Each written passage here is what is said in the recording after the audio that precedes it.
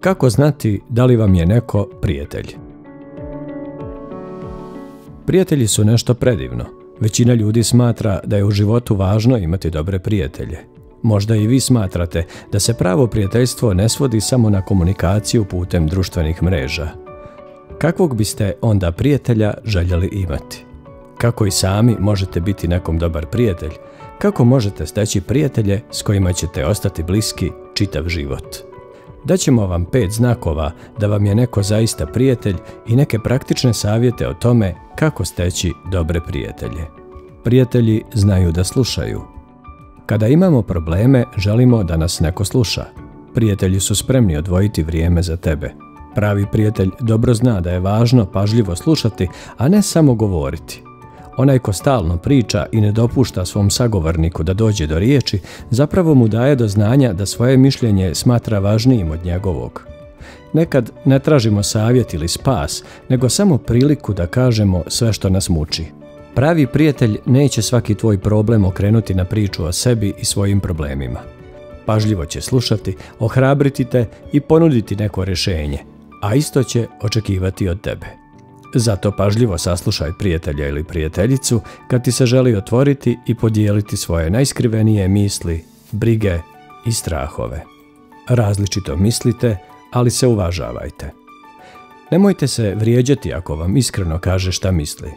Neće osuđivati. Ako ima neko mišljenje koje se ne slaže sa tvojim, reći će ga. Neslaganja u mišljenju ne doživljavajte kao nešto što vas udaljava, nego u tome vidite priliku da nešto naučite jedno od drugog. Čak ni sa najboljim prijateljima ne možete uvijek da se složite u svemu, zar ne? Neslaganja su sastavni dio života i događaju se svakome. Važno je ne dopustiti da to našteti prijateljstvu. Pravi prijatelji imaju puno razumijevanja jedno za drugo i znaju da se to njima ne može dogoditi.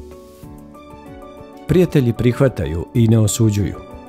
Prijatelj nekad može biti brutalno iskren. Može vam reći da ste obukli najgoru odjevnu kombinaciju ili da je majica koju ste obukli nešto što nikad sebi ne bi dozvolili, ali to neće reći sa vrijeđanjem i osuđivanjem. Prijatelj će vam i pored trafalne paljbe riječima za vaš izgled ujedno ponuditi pomoć, humor, zagrljaj i tapšanje po ramenu, jer prijatelj nikad ne osuđuje, već samo procjenjuje da ste se eto obukli kako se njoj ili njemu ne dopada. A pravim prijateljima se dopadate baš takvi kakvi jeste, pa i kad promašite frizuru. Prijatelji su uvijek tu. Seliš se, imaš problem sa laptopom, a rokovi pritišću. Treba ti podrška za naredno takmičenje jer imaš ogromnu tremu. Oni vuku kutije, posuđuju ti svoj laptop. Bodrete na razne načine kako bi bila ili bio najbolja verzija sebe na takmičenju. Već po 60. put razočarano ponavljaš svoju teoriju kako sa roditeljima ne možeš nikako naći zajednički jezik. Oni klimaju glavom. Pravi prijatelji su oni koji će ti reći možeš me nazvati u bilo koje vrijeme. To su oni koji će ti pomoći i hrabriti te u najtežim trenucima i oni koji će s tobom jednostavno ćutati kad to zatreba. To su oni koje zoveš kada si usamljen ili čisto onako. Povjerenje, prijatelju, povjerenje.